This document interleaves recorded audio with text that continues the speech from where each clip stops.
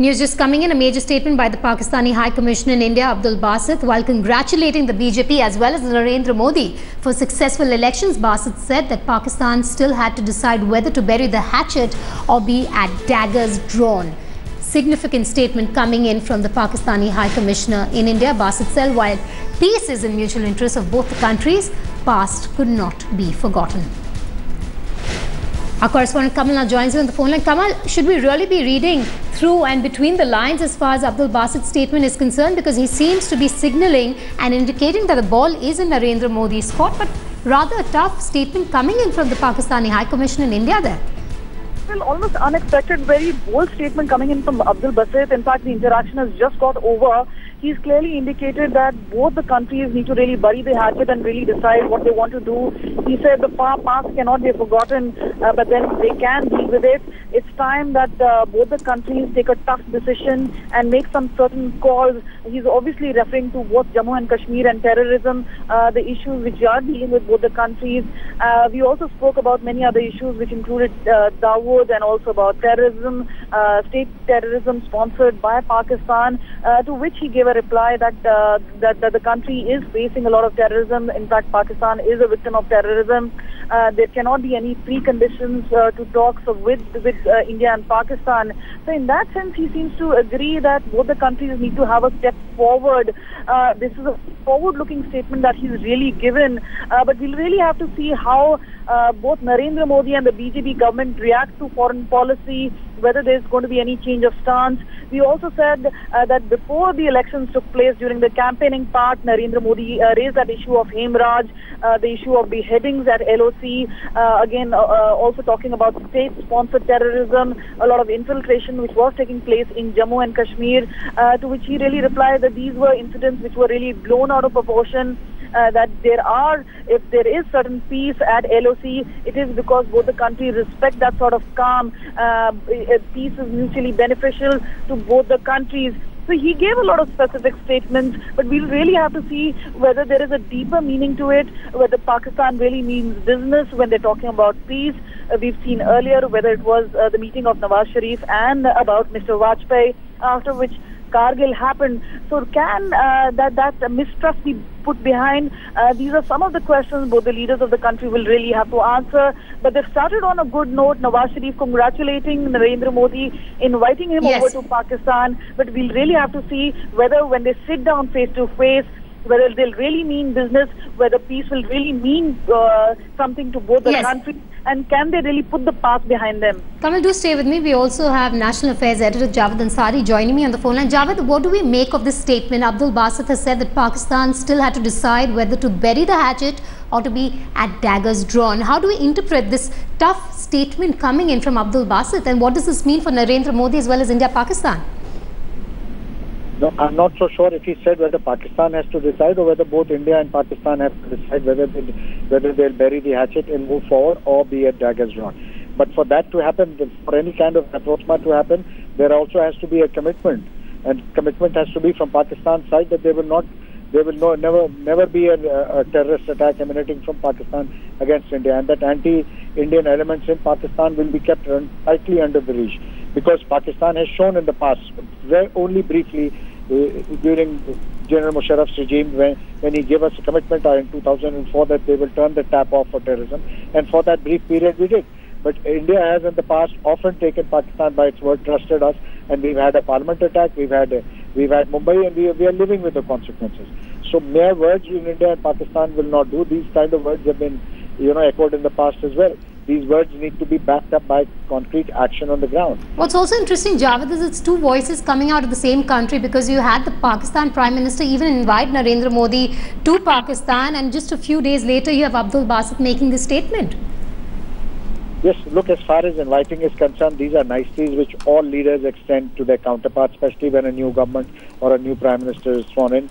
Prime Minister Manmohan Singh was amongst the first to get on the line with Nawaz Sharif and invite and wish him well. So not too much has to be read. This is a nicety, this is a courtesy which in international relations with people, which heads of government extend to each other. But like I said, all this has to be backed up by action on the ground. The proof of the pudding is in the eating. If India were to agree I mean, you cannot expect India to commit itself to bearing the hatchet without any effort being made on the side of Pakistan to put an end to the kind of anti-terror, anti-Indian activities that emanate from Pakistan. All right, Javed, do stay with me. Kamal is still with us. Kamal, what's also interesting is, speaking exclusively to headlines today, Nitin Gadkari a few days earlier had mentioned that they're not the Congress and that they will hit back hard at Pakistan. So could this really be a reply in a way by the Pakistani High Commission in India to Nitin Gadkari's statement, given that Narendra Modi is going to be the next Prime Minister of the country? Well, definitely so, and that's the question we actually asked Abdul Basit, and he clearly said that whether there would be an escalation of tension at the LOC, whether there would be dismantling of terror, state-sponsored terrorism, which is based in Pakistan, to which he said that there seems to be a calm, there seems to be a respect of both the countries with each other, especially in regard to ceasefire. So yes, in a way he was evading that question, but many are still going to answer, to ask some tough questions with Pakistan as to whether they really mean business. Whatever they're saying needs to be backed up, as Mr. Javed Ansari was they'll really have to back up their action with words with action. He's also talked about a lot of other things. When we asked him what about Dawood Ansari, Dawood Ibrahim, and whereabouts of many terrorists based in Pakistan, to which he basically said that even though India had given those years, there's nothing specific which has been given. Again, these are words which obviously lack action. India time and again has given very specific whereabouts of Dawood Ibrahim, to which the Pakistan has come out with nothing. Again, we saw in 2611, even though the court case seems to be going on forever, there seems to be little action happening on the ground. Even Zakiur Rahman Lakwi has fathered a child even while he was in jail. So yes, India's been demanding a lot of answers. They've been acting tough. But what we've seen in response from Pakistan is very little. So yes, with a new change in government, we've seen BJP earlier point out to UPA that they have been weak as far as terrorism is concerned, whether the response to Pakistan was actually very meek and mild. So yes, will things really change? Two different countries coming in, two stable governments coming in both the countries. What difference will it really make on the ground? That really needs to be seen. Also, Javed, what's interesting is just a few hours earlier, Hafiz Saeed has also come out and said that the India-Pakistan friendship is shattered with Narendra Modi coming to power.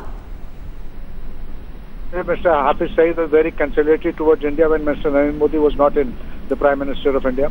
I mean, Hafiz Saeed shouldn't be given any importance or taken seriously. He's a madcap. He is committed to, he has a congenital hatred towards our country, and nothing that he says should be given any due consideration here. He would be very happy if India and Pakistan go to war with each other every day. He hates the country, he hates us, and nothing that he says should be ever taken seriously. But Javed, let's just look at Narendra Modi's campaign till now, till the election time. Very little really was said about his stand on foreign policy as well as Pakistan. Yeah, because foreign policy is not an issue for elections. It's never been an issue in India and Pakistan, and it's very good that Pakistan was not an issue in the Indian elections, just as it was very good that India was not an issue in the Pakistan elections. I covered both elections. All right, Javed, I will have to interrupt you there. We're getting that soundbite of Abdul Basit. Let's just cut across. Interact and exchange views on important issues. And let me also, at the very outset, congratulate the people of India through you on successful elections. Prime Minister Nawaz Sharif, as you all know, telephoned Mr. Narendra Modi this past Friday and felicitated him on his on BJP's resounding victory. He also expressed the hope that BJP's decisive victory would augur well for Pakistan-India relations, and he also invited Mr. Modi to visit Pakistan. Now here, very briefly, I would like to make two points for your and I would like you to reflect on those points. One, I think for the first time on both sides of the borders, two parties have been elected on the agenda of economic development. And this agenda of socio-economic development on both sides, I think, is of huge importance. Prime Minister Nawaz Sharif has enunciated his vision or his policy of development for peace and his region first vision. And this new government in Pakistan strongly believes that if we were to realize our national and regional potential, peace is essential. Accordingly, the pursuit of peace in the region is our foreign policy's topmost priority. The second point I would like to make is that peace is in our mutual interest. And peace can only be achieved through a peaceful process, through a dialogue process. In the past, we have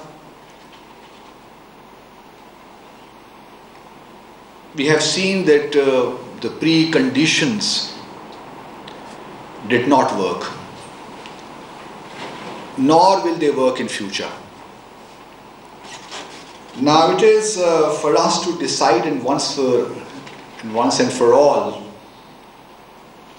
whether or not, as two democratic countries, we would like to bury the hatchet or will continue to be at daggers drawn indefinitely and for all times to come. I think the time has come for our two countries to comprehend the very, as they say in German, the Zeitgeist or the defining spirit of our time. We, as two countries, as two peoples, cannot afford to be moving in the wrong direction and to be on the wrong side of history. We have already missed many opportunities which were presented by globalization to both of us. But I think the time has now come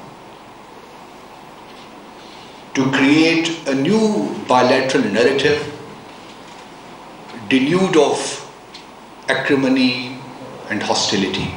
And I agree with you, Mr. Sai, that this is the time. And this will happen only when we engage with each other. We talk to each other.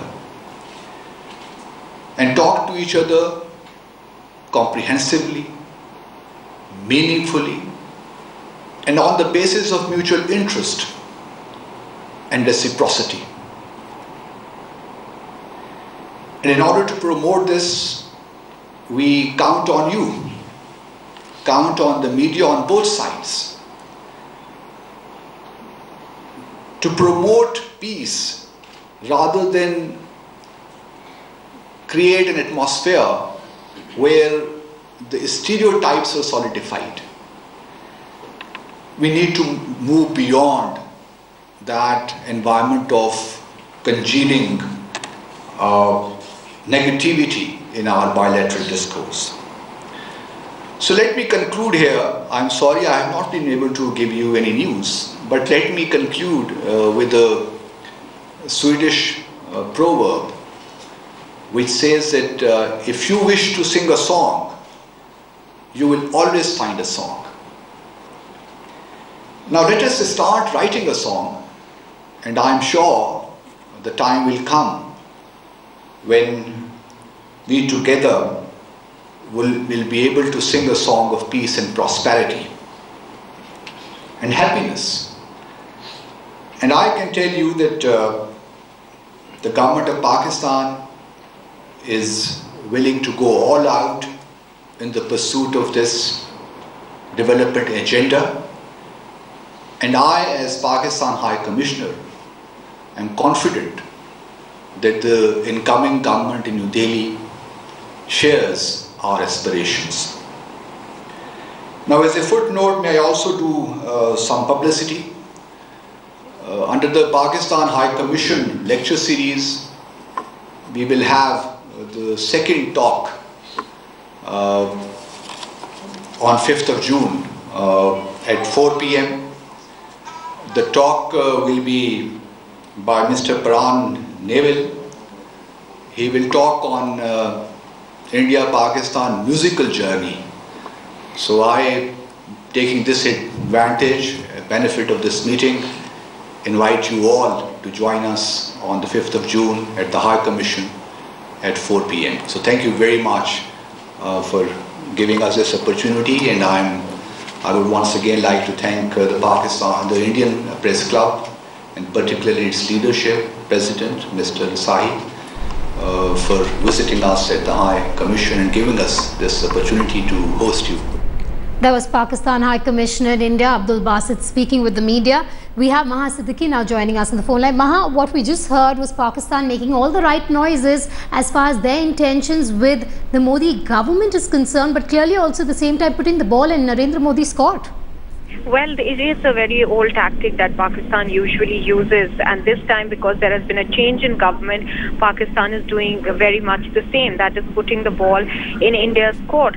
But however, many analysts that have been speaking with Vedika and former diplomats believe that with the image of being a very decisive and a strong personality, Narendra Modi should use it to his advantage and actually take a firm stand as far as Pakistan is concerned. Many also believe that the mistakes that have been committed over the last many years, both by the NDA and the UPA government, should be rectified. Hold that thought, Maha, because I believe Mr. Rajiv Dogra is also on the phone line with us, former diplomat. Mr. Dogra, if you just heard what Abdul Basit said, he said that Pakistan still had to decide whether to bury the hatchet or be at daggers drawn. Well, in a way, he is putting the ball in Narendra Modi's court. And interestingly, this comes a few days after Nitin Gadkari on our channel had said that we are not the UPA, we will be tough with Pakistan. Well, I think these kind of pressure tactics are not going to work. In fact, they might be counterproductive because we cannot have people shooting at our soldiers, killing them day after day, and then also go over the heads of the politicians to people at large and say that, look, you know, we are willing to talk, let the Indian side also come forward. Now, if you look at the fine print, what Abdul Basit has also said is that there cannot be any precondition to talk. That means you forget about all your requests regarding Dawood Ibrahim, regarding 2611 trial, regarding even common courtesies of international diplomacy like most favored nation, because we don't like to call you a most favored nation. That is the Pakistani stand, whether we like to admit it or not.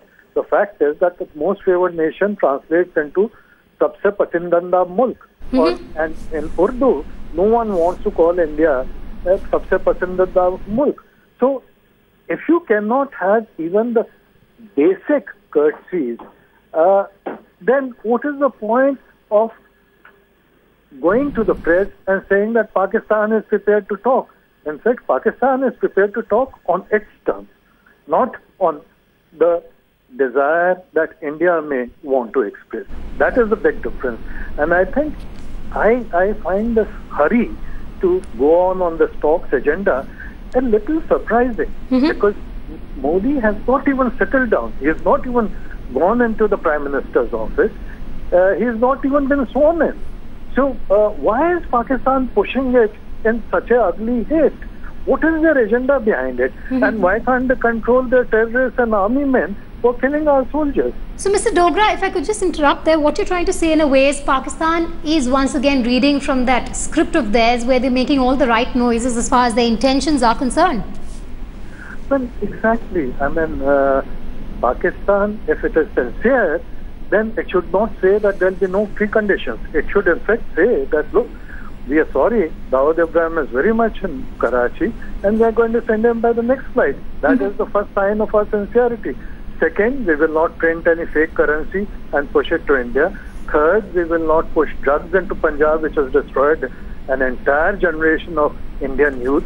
So, if it is sincere, it has to admit that preconditions are a necessary condition to put confidence into Indo-Pak dialogue. Also, Mr. Dogra, my last question to you is that we've heard Narendra Modi on the campaign trail before being the Prime Minister designate, and after this thumping victory of his, what would you say would be his stand as far as Pakistan is concerned? Would it be tough enough? Because like I said earlier, Nitin Gadkari had come out and said that they're not the UP and they will be tough with Pakistan. What are you expecting from Narendra Modi as far as ties with Pakistan is concerned?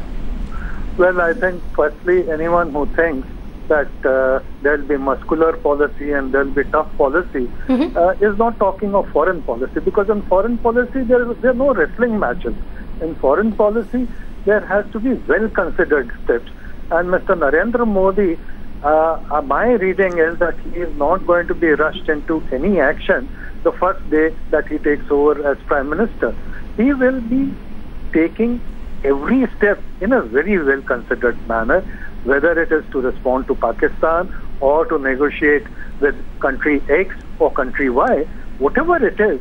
I think Mr. Modi has shown huge maturity, and in fact during his campaign trail, during his interviews to your and other channels, he had made it clear that he wants to talk to everyone from a standpoint of equality.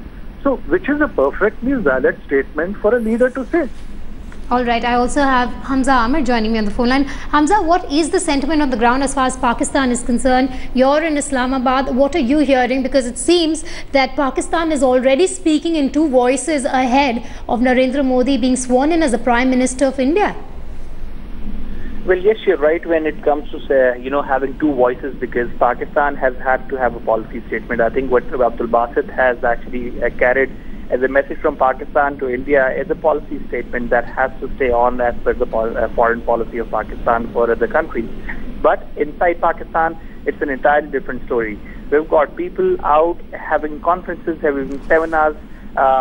People like Hafiz Saeed himself was in Islamabad yesterday in a huge conference in which he was talking about relations with India cannot move forward, especially having Narendra Modi as president, and they were recalling the 2002 massacre. They actually blame him for killing Muslims in India, and there is a huge amount of an uproar going on, a silent uproar which is very dangerous, which is going to have many questions raised on to Pakistan if actually they go ahead with even initiating peace or even strategic dialogue with India. So I think, going forward, it will be a very difficult task for Pakistani government to take a relationship forward in a very, very, smooth and soft way, because inside Pakistan there are a lot of elements who are pressure tactics, who are actually pressure groups who will insert, and I have already started inserting a lot of pressure on Pakistan to actually stand its ground on hard and rigid terms with India, especially in relation to Narendra Modi being sworn in as President of India. So, Ambassador Dogra, do stay with me and bear with me for a moment. Let's just play out Abdul Basit's comment once again. And let me also at the very outset congratulate the people of India through you on successful elections. Prime Minister Nawaz Sharif, as you all know, telephoned Mr. Narendra Modi this past Friday and felicitated him on his on BJP's resounding victory. He also expressed the hope that BJP's decisive victory would augur well for Pakistan-India relations, and he also invited Mr. Modi to visit Pakistan. Now here, very briefly, I would like to make two points for your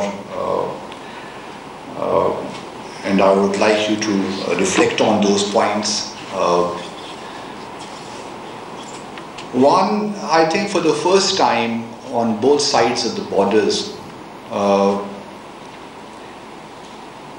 two parties have been elected on the agenda of economic development. And this agenda of socio-economic development on both sides, I think, is of huge importance. Prime Minister Nawaz Sharif has enunciated his vision or his policy of development for peace and his region first vision. And this new government in Pakistan strongly believes that if we were to realize our national and regional potential, peace is essential. Accordingly, the pursuit of peace in the region is our foreign policy's topmost priority. All right, I also have on the phone line Mr. Mohsin Raza Khan, senior journalist from Pakistan. Mr. Khan, thank you so much for speaking with Headlines today. You just heard Mr. Abdul Basit there. He could have just ended that statement by saying that the Pakistan Prime Minister as well as the country welcomes Narendra Modi with open arms and just reiterate what the Pakistan Prime Minister had said a few days earlier. Why go that one step ahead before Narendra Modi is even sworn in as Prime Minister? Mr. Khan. Yes, the Pakistani Prime Minister Nawaz Sharif is keen to establish good and friendly relationship with India, and in this endeavor he also invited former Prime Minister Manmohan Singh to visit Pakistan, but that was not mature due to some unknown reason. But he also expressed his gratitude to the newly elected Prime Minister of India, Mr. Narendra Modi, despite the tremendous pressure within the Pakistan by the extremist fundamentalist on the government that how they extended greetings to the new Indian Prime Minister without watching his future agenda towards Pakistan. But Nawaz Sharif is committed to strengthen the friendly and trade relationship with India, and in this way he also expects some good